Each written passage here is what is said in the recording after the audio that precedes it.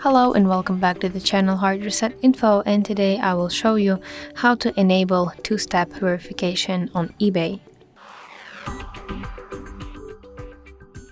Firstly, open eBay application on your device and then tap My eBay section at the bottom side of the screen.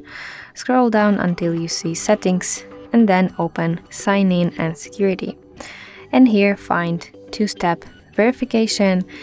And now choose your preferred verification method, so it can be eBay application or text me. Okay, for example, I want to verify using eBay application. Press Setup button, and here again I need to choose a verification method, so it can be email or text.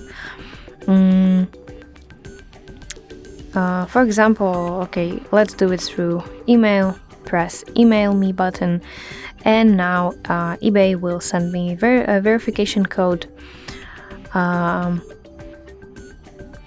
Here it is. Of course, do not enter this code because you will get something else. Yes, so we have successfully verified ourselves. Of course, you can choose